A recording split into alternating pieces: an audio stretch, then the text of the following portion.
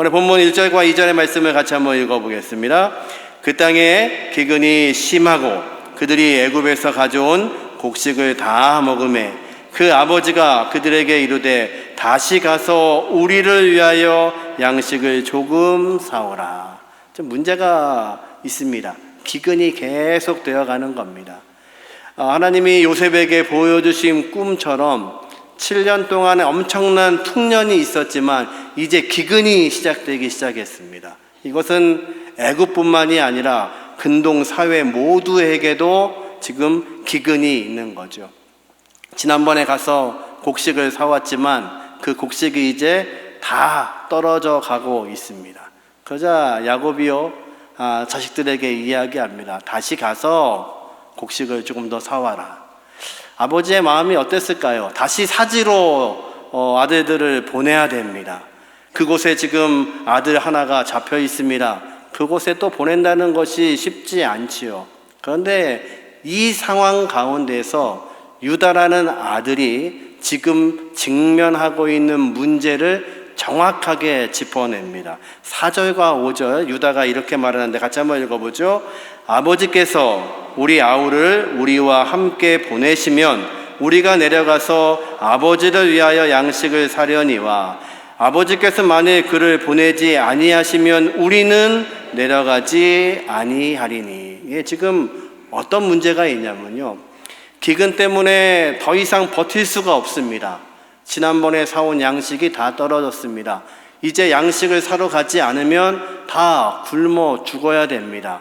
그런데 문제는요, 다시 애굽으로 가려면 그 요셉이라는 사람, 자, 형제인지는 아직 모르지만 그 총리가 뭐라고 했냐면 막내 동생을 데리고 와야 된다고 얘기했습니다. 그러니까요, 아버지 그 동생을 내어주지 않으시면 우리가 갈 수 없다는 겁니다. 정확하게 문제를 지금 지적하고 있습니다. 근데 이 형들이요, 언어가 지금 바뀌고 있습니다. 뭐라고 하냐면요, 우리 아우를 우리와 함께 보내지 않으시면, 베냐민을 누구라고 칭하고 있냐면요, 아우라고 칭하고 있습니다. 여러분 기억나시나요? 20년 전에는요, 이 형들이 요셉을 향해서 뭐라고 했냐면요, 동생이라고 말 안 했습니다. 저기 꿈쟁이가 온다. 꿈만 꾸는 놈, 우리를 아버지에게 고발하는 놈. 그래서 동생이라고 말하지 않았습니다. 그런데 이 형들이요, 애굽에 갔다 와서 변화된 게 있습니다. 20년 동안 말하지 못했던 그것들, 20년 동안 아버지가요, 그 잃어버린 요셉을 향해서 끊임없이 울고 있고, 이제는 요셉이 없으니까 베냐민을 껴안고 있는 그 모습을 보면서 이 형들은요, 20년 동안 감옥살이를 했을 겁니다. 우리가 어떤 짓을 했는가, 우리가 얼마나 지금 미련한 짓을 했는가, 그들은 아마 고민했을 겁니다. 그런데 애굽의 감옥에 있으면서 그들의 죄를 깨달았습니다. 그러고 났더니요, 이제 이들이 뭐라고 하냐면 아버지의 아들이 아니라 우리 아우와 함께 내려가야 됩니다. 아버지가 그 아들을 놓으셔야 됩니다. 그렇지 않으면 우리가 가도 그 애굽의 총리가 우리를 만나주지 않는다고 했습니다. 그런데 여전히요, 야곱은 이 아들을 놓을 수가 없는 겁니다. 그랬더니요, 이 유다라는 아들이 아버지에게 이런 제안을 합니다. 9절 말씀 같이 한번 읽어보죠. 내가 그를 위하여 담보가 되오리니 아버지께서 내 손에서 그를 찾으소서. 내가 만일 그를 아버지께 데려다가 아버지 앞에 두지 아니하면 내가 영원히 죄를 지리이다. 뭐라고 하냐면요, 아버지, 내가 담보가 되겠습니다. 그럼 담보는 뭔가요? 다른 사람을 대신해서. 담보는 뭔가요? 담보는요, 내가 그 사람을 대신해서 죽을 수도 있는 상황, 그걸 담보라고 하죠. 여러분 아시나요? 전능하신 하나님은요, 저와 여러분을 살리시기 위해서 자신의 아들을 이 땅에 담보로 내어주셨습니다. 그 십자가는요, 저와 여러분이 죽어야만 합니다. 우리는 죄인이어서 죽을 수밖에 없는 우리를 위해서 예수 그리스도께서 우리의 담보가 되어주셔서 생명의 주관자가 되어주셔서 나를 대신하여, 우리를 대신하여 십자가에서 죽으신 것, 그것이 이 아침에도 우리에게는 놀라운 은혜인 줄을 믿습니다. 놀랍게도요, 이 얘기를 누가 하냐면 유다가 하고 있습니다. 예수님은요, 이 유다의 지파를 통하여서 이 땅에 오시죠. 지금 유다는요, 문제만을 이야기하는 게 아닙니다. 아버지, 당신이 아버지 그 아들을 놓지 않으면 우리가 애굽에 갈 수 없습니다. 그 문제만을 이야기하는 것이 아니라 대안을 내놓습니다. 대신 제가 담보가 되겠습니다. 여러분, 하나님의 귀한 백성으로 저와 여러분이 산다는 것은요, 이 땅의 문제를 지적하기 위해서 사는 것이 아닙니다. 세상을 향해서 이것이 죄라고, 성경은 이것을 죄라고 말한다고, 당신들은 지금 죄 짓고 있다고 그것만을 이야기해서는 안 됩니다. 그들이 죄인 줄을 알게 하려면 저와 여러분이요, 세상을 위해서, 세상을 구원하시기 위해서 담보가 되셔야 됩니다. 열왕기하 4장에 보면 엘리사 선지자에게 한 여인이 찾아옵니다. 그가 뭐라고 하냐면요, 내 남편이 죽었습니다. 그런데 내 남편은 당신의 그 선지 학교의 학생이었습니다. 당신이 아는 것처럼 그는 신실한 사람입니다. 그런데 문제는 그가 죽었는데 빚쟁이들이 와서 내 두 아들을 종으로 잡아가려고 합니다. 도와주십시오. 엘리사가 묻지요, 그 여인에게 너희 집에 무엇이 있느냐? 여인이 말합니다. 다 뒤져봐도 기름 한 그릇밖에 남지 않았습니다. 조금 남아있는 거죠. 엘리사가 말합니다. 이웃에게 가서 그릇을 빌리라. 그런데 적게 빌리지 말고 많이 빌려라.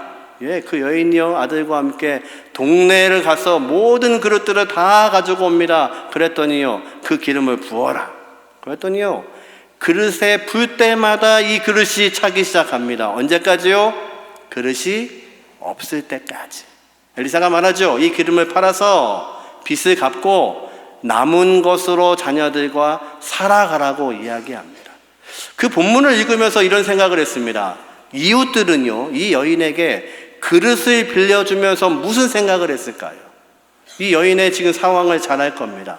아무것도 없다는 것도 압니다. 그런데 왜 그릇을 빌릴까?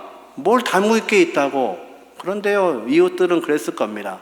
아, 내가 이 그릇에 양식을 넣어주는 것도 아니고 빈 그릇인데 이 빈 그릇이라도 내가 빌려줄 수 있으면 이 여인에게 도움이 될 수 있다면 아마 그런 마음이었을 겁니다.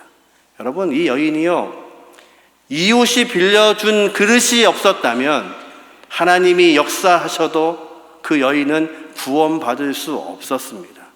여러분, 그에게는 좋은 이웃들이 있었습니다. 그릇을 빌려줄 수 있는, 대신해 줄 수 있는 이웃들이 있었습니다. 여러분, 그리스도인들은요, 이 세상을 향하여서 빈 그릇이 되주셔야 됩니다. 이 유다가 말하고 있는 것처럼 아버지, 내가 대신 담보가 되겠습니다. 내가 대신 죽겠습니다. 만약 그 아들에게 문제가 생기면 내가 대신 그것을 감당하겠습니다. 예수 믿는 사람들은요, 이 땅을 구원하시기 위해서 이 땅에 오신 예수님을 전하기 위해서 세상을 향해 그렇게 외쳐야 됩니다. 당신들을 구원할 수 있다면 내가 기꺼이 빈 그릇이 되어 주겠습니다. 당신들을 대신하여서 내가 섬기겠습니다. 당신들을 대신하여서 내가 오늘도 서 있겠습니다. 이것이 우리 대흥의 모든 공동체의 믿음의 고백이 되게 하시기를 주님의 이름으로 축원합니다. 이 아들 유다가 변했습니다. 이 형제들이 변했습니다. 그 얘기를 듣고 있는 야곱이 드디어 반응하기 시작합니다. 13절 말씀 같이 한번 읽어봅니다. 내 아우도 데리고 떠나 다시 그 사람에게로 가라. 드디어 놓지 못했던 베냐민을 놓습니다. 그래, 네가 말하고 있는 그 아우, 이 아우를 데리고 너희가 떠나가라. 예수님이 십자가에서 운명하시기 전에 말씀하신 것 중에 하나가 제자 요한을 향해서 말하죠. 너희 어머니다. 또 어머니 마리아에게는요, 당신의 아들입니다. 그날부터 요한은 어머니 마리아를 모셨습니다. 평생을 모셨죠. 이 말씀은 내 육신의 어머니를 잘 봉양하라는 말씀이 아닙니다. 이 말씀은요, 이제 예수님이 십자가에서 죽으신 후에 다시 세워질 첫 번째 공동체, 교회라는 공동체가 무엇인지를 설명하시는 말씀입니다. 교회는요, 혈연으로 묶여지지 않았지만 예수님의 귀하신 보혈의 공로로, 성령의 귀하신 능력으로 하나 되고 있는 것이 교회이죠. 저와 여러분은 대응의 공동체로 하나님이 묶어주셨습니다. 이제 7월에 전교인 캠프를 준비하면서 그런 마음이 듭니다. 여기 계신 어르신들은요, 이 한국 교회의 부흥을 보셨던 분들입니다. 얼마나 많은 분들이 예배하는 것들을 여러분이 보셨습니다. 여의도 광장에 수만 명이 모여서 예배하는 것도 경험하신 분들입니다. 부활절이 되면요, 대전역 광장이 꽉 차도록 예배했던 그 부흥을 경험하셨습니다. 근데 지금 세대는요, 그 신앙의 부흥을 잘 알지 못합니다. 여러분들이 여름에, 그 뜨거운 여름에 봉곡리 그 강가에서 무릎 꿇어 기도하셨던 것을 젊은 세대들은 모릅니다. 그래서 이번 수련회는요, 우리 믿음의 유산을 가지고 계신 어르신들이 우리가 어떻게 부흥했는지, 어떻게 예배했는지를 다음 세대, 우리 자녀들과 손주들에게 보여주시는 그런 여름 수련회가 되기를 주님의 이름으로 축원합니다. 함께 오셔야 됩니다. 그래서 우리의 신앙을 보이셔야 됩니다. 얼마 전에 목회자 모임을 가졌는데 그 중에 젊은 30대 초반의 목사님이 그런 얘기를 합니다. 우리 선배 목사님들은 부흥을 경험하셨죠. 그리고 목사님들은 교회를 개창하면 교회가 언제나 꽉 차는 것들을 경험하신 것을 우리가 압니다. 그런데 우리는 그 부흥을 못 보고 자랐습니다. 예, 그렇더라고요. 그리고 얘기합니다. 저희는 이제 교회가 문 닫는 시대에 내리막길을 살고 있습니다. 그러니까 목사님들 저희들한테 나 때는 얘기하시면 안 됩니다. 예, 공감이 됩니다. 머리를 한 대 맞은 것 같습니다. 예, 지금 시대는요, 부흥을 경험하지 못한 세대입니다. 그래서 우리 어른 세대가 그 부흥이 무엇인지, 뜨겁게 기도하는 것이 무엇인지, 성령의 귀하신 능력은 무엇인지, 공동체가 모여서 함께 한다는 것이 무엇인지를 여러분이 보여주셔야 됩니다. 이제 야곱이 변했습니다. 자기의 아들을 내려놓습니다. 내려놓으면 안 될 것 같은 그 아들을 내려놓으면서 유다와 그의 형제들을 향하여 이렇게 축복의 기도를 합니다. 14절 말씀 같이 한번 읽어보죠. 전능하신 하나님께서 그 사람 앞에서 너희에게 은혜를 베푸사 그 사람으로 너희 다른 형제와 베냐민을 돌려보내게 하시기를 원하노라. 내가 자식을 잃게 되면 이르리라. 야곱이 이 말을 하면서 얼마나 어려웠을까요? 평생을 잡고 있던 그 자녀, 놓으면 죽을 것 같은 그 상황을 놓고 있는 겁니다. 참 인간적으로 이 말씀을 읽으면서 마음이 아픕니다. 야곱이 얼마나 눈물로 이야기를 했을까요?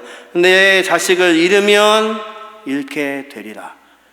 에스더가 왕 앞에 나아가면서 내가 죽으면 죽으리라 고백했던 것처럼 왕이라 할지라도 왕후라 할지라도 왕이 부르지 않으면 나갈 때 죽을 수 있는데 내 백성 민족을 구원하기 위해서 내가 나가겠다고 고백하면서 그가 말한 것은 죽으면 죽으리라. 야곱이여, 내 아들 잃으면 잃으리라. 그러나 뭐라고 하냐면 전능하신 하나님께서 너희에게 은혜 주시기를 원한다. 엘샤다이, 능력 있는 그 하나님이 너에게 은혜 주셔서 바라기는 잡혀있는 그 아들 시몬과 내 사랑하는 아들 베냐민도 다시 돌아오기를 원한다. 그러나 하나님이 그렇게 하지 않으시고 내 자식을 잃게 된다면 내가 그 하나님께 순종하겠다고 고백하는 겁니다. 어쩌면 우리 인생은요, 이렇게 야곱처럼 놓아야 될 때가 있습니다. 모든 것들을 놓아야 될 때가 있고 놓는 것이 결코 쉽지 않고 아니 죽음 같은 상황입니다. 그런데 여러분, 그 자녀를 놓아야 베냐민이 애굽으로 가게 됩니다. 애굽으로 가야 잃어버린 줄 알았던 그 아들, 죽은 줄 알았던 요셉을 만나게 되고 이 아버지도 애굽에 가야 되는 겁니다. 하나님은 그 섭리를 위해서 놓게 만드시는 겁니다. 그런데 야곱이 뭐라고 고백하냐면 전능하신 하나님이 은혜 주시기를 원한다. 이 전능하신 하나님은요, 누가 경험했던 하나님이냐면 아브라함이 경험했던 하나님입니다. 이삭이 경험했던 하나님입니다. 99세에 하나님은 아브라함을 찾아오십니다. 그리고 말씀하시죠. 나는 전능한 여호와라. 무엇 때문에 오셨나요? 너에게 자녀를 주려고. 그런데 이미 아브라함은요, 인간적인 방법으로 아이를 낳고 키우고 있는 중이었습니다. 하나님 말씀하시죠. 나는 전능한 하나님이다.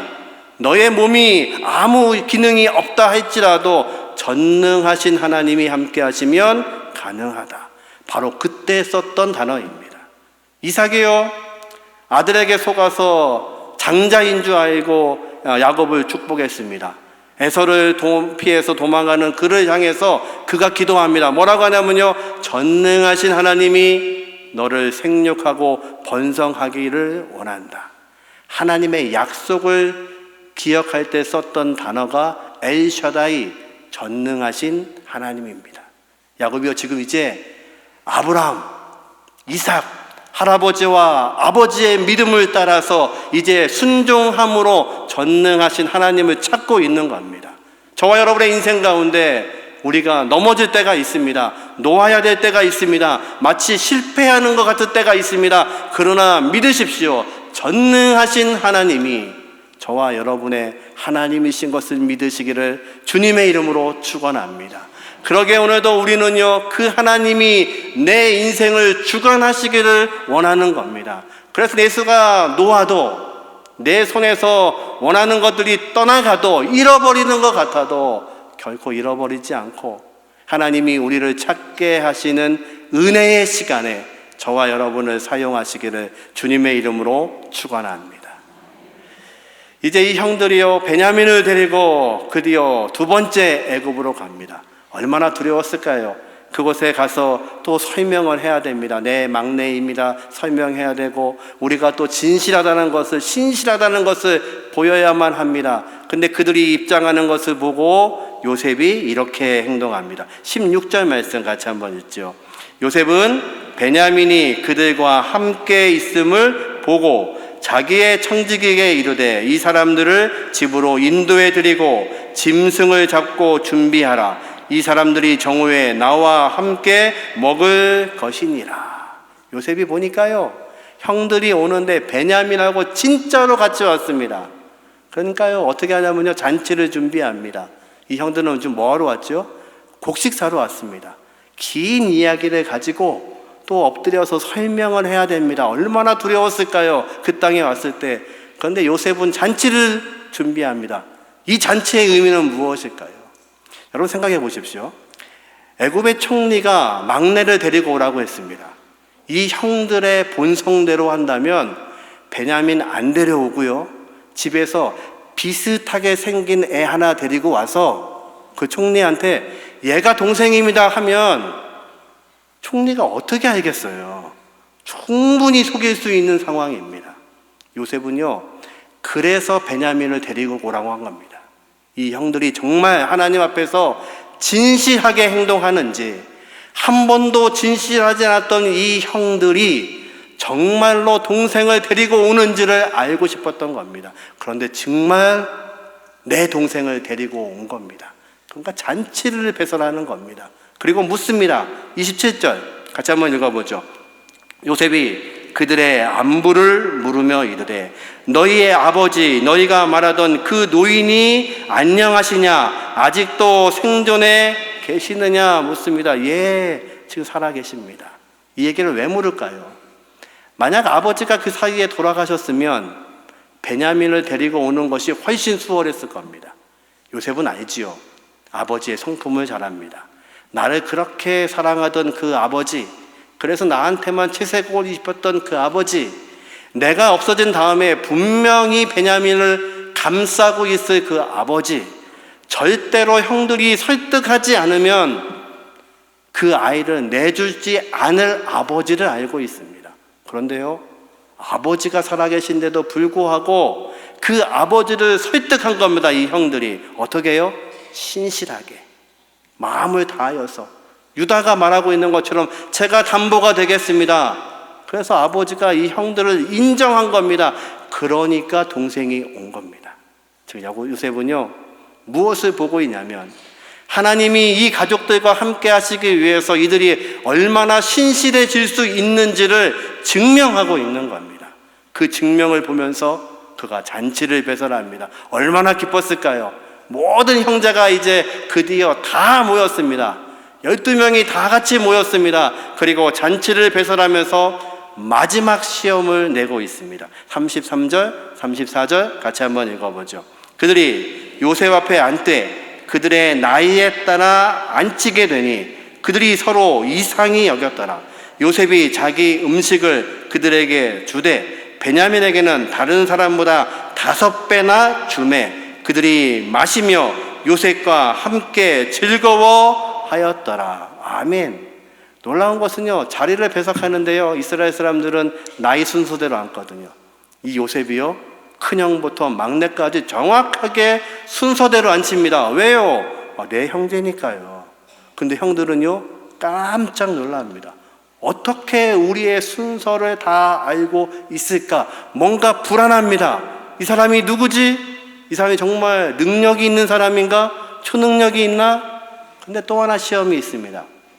막내 베냐민에게 5배의 음식을 줍니다. 왜 그럴까요? 여러분, 요셉이요, 왜 팔려왔나요? 아버지의 사랑을 받는 요셉을 형들이 시기하고 질투했습니다. 그가 꾸는 꿈이 하나님이 주시는 꿈인데도 불구하고 그렇게 인정하지 않았습니다. 우리가 너를 죽이면 그 꿈이 어떻게 될까? 그렇게 여겼던 형들입니다. 그래서요, 막내 베냐민에게 더 많은 것을 주었을 때 형들이 어떻게 반응하는지를 보고 있는 겁니다. 옛날 같으면요, 이 형들이 어떻게 했을까요? 시기해야죠. 질투해야죠. 왜 쟤는 5개냐고, 우리도 더 먹어야 된다고. 그랬을 형들이요, 전혀 그렇게 하지 않습니다. 그랬더니 마지막 구절은요, 요셉과 그들이 함께 즐거워하더라. 여러분, 하나님이 우리의 손에서 놓으라고 하실 때가 있습니다. 그거 꽉 잡고 있으면 내가 너한테 내가 원하는 것을 줄 수 없어. 그것을 놔. 그럴 때가 있습니다. 그럴 때 우리는요, 이것을 놓을 때 죽을 것 같습니다. 아니, 죽는 것처럼 힘듭니다. 그런데요, 그것이 놓아지면 하나님은요, 우리를 즐거움에 참여하게 하십니다. 하나님의 놀라우신 은혜, 하나님의 샬롬, 하나님의 평화 가운데 인도하시기 위해서 때로는 우리의 손에 있는 것을 놓게 하시고, 우리가 하나님 앞에 얼마나 신실한지를 증명하게 하시고, 그리고 우리를 통해서 일하시는 분이 전능하신 하나님이십니다. 이제 요셉의 가정을 통해서 말씀하시는 하나님께서 저와 여러분의 인생을 준비하시고 계획하시고 대응의 모든 공동체를 인도하여 주셔서 하나님께 영광 돌릴 수 있도록 우리를 인도하시는 하나님의 귀하신 섭리가 작동될 수 있는 여러분의 가정과 우리의 교회의 모든 공동체가 되시기를 주님의 이름으로 축원합니다.